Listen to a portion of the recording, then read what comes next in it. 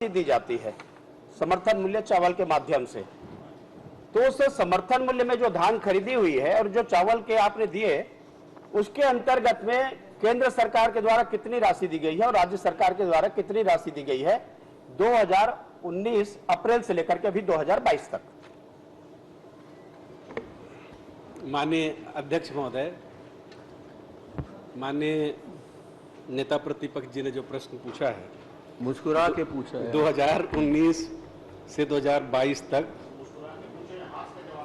धान खरीदी में कुल कितना राशि भुगतान किया गया है, तो उसका उत्तर है प्रशांकित अवधि में सहकारी समितियों के माध्यम से समर्थन मूल्य पर उपार्जित धान की राशि इन समयावधि में 51,563.47 करोड़ रुपए का भुगतान किया गया है। नहीं, मैं दो प्रश्न पूछा, राज्य सरकार के द्वारा कितनी दी गई है, दोनों एक बार जवाब आ जाए इसका। देखिए, ये जो धान खरीदी होती है राज्य सरकार केंद्र सरकार के प्रतिनिधि के रूप में करती है, और जो राशि पूछ रहा हूं किसके प्रतिनिधि है? मैं जो बोल रहा हूं उसको आप पहले पूरे मैंने तो ये कहा है कि केंद्र सरकार के द्वारा जो आपने चावल दिए उसके एवज में ये समर्थन मूल्य में जो धान खरीदी हुई, तो कितना केंद्र सरकार ने दिया, कितना राज्य सरकार ने दिया? राज्य सरकार ने जो भुगतान किया हो 11,148 करोड़। और केंद्र ने कितना किया?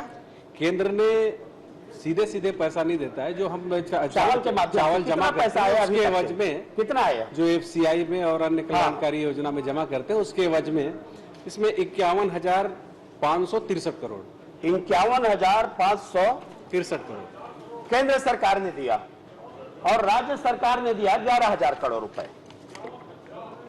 जी माननीय मंत्री जी, 2500 रुपए में धान की खरीदी की मुख्यमंत्री जी घोषणा किए थे, और 2500 रुपए में जो धान की खरीदी की घोषणा किए थे, आप 2020-21 में जो धान खरीदी हुई उस धान खरीदी में 1868 रुपए समर्थन मूल्य पर केंद्र सरकार ने दिए और 2500 रुपए के एवज में 600 रुपए आपने दिया। तो कितना आपने 2500, उसको थोड़ा सा मिला करके बताइए ना कितना हुआ? 1868 रुपए और 600 रुपए। देखिए, आपने जो समयावधि में कितने MSP में धान खरीदी किया गया उसके बारे में आपने पूछा, उसको उत्तर दिया। 1868 और 600 को जोड़ करके बता दीजिए। आप बता दीजिए ना कि अलग से कितना राशि दिया गया, तो करीब वर्ष 2020-21 माननीय मुख्यमंत्री जी जवाब दे रहे हैं इसका। माननीय अध्यक्ष महोदय, माननीय नेता प्रतिपक्ष का जो सवाल है कि धान खरीदी में केंद्र सरकार का हिस्सा कितना है, राज्य सरकार का हिस्सा कितना है, ये व्यवस्था पिछले सरकार में भी थी और इस सरकार में भी है। केंद्र सरकार इसमें पैसा एक भी नहीं देती धान खरीदी के मामले में।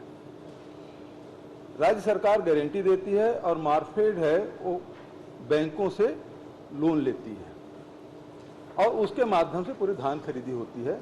धान खरीदी के बाद जो मिलिंग करने के बाद जो चावल जमा होता है उसका पैसा मिलिंग चार्ज, ट्रांसपोर्टिंग और भी दूसरे हैं, उसको भारत सरकार फिर चावल के एवज में पैसा देती है।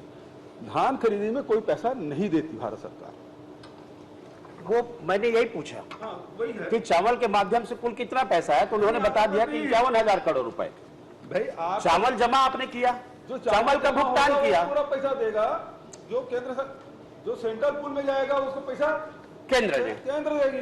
जो स्टेट पूल है, जो नाम में जाता है, जो राज्य सरकार खरीदती है, उसका पैसा राज्य सरकार देती है। नहीं, प्रश्न मैंने यही कहा, मंत्री जी ने यही जवाब दिया। समर्थन मूल्य धान खरीदी पर अगर समर्थन मूल्य में धान खरीदी होती है तो केंद्र सरकार उसमें अनुदान राशि देती है, खर्च की राशि देती है। अगर समर्थन मूल्य में धान खरीदी होती है, समर्थन मूल्य में किसी भी राज्य में अगर धान खरीदी होती है, समर्थन मूल्य में धान खरीदी होती है तो केंद्र सरकार प्रोत्साहन की राशि देती है।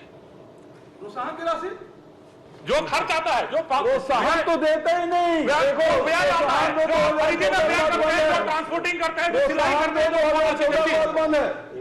वो आदेगा है कि प्रोत्साहन राशि जो भी सर राज्य सरकार देगी, जो आपका व्यय होता है, प्रोत्साहन राशि 2014 के बाद भारत सरकार ने बंद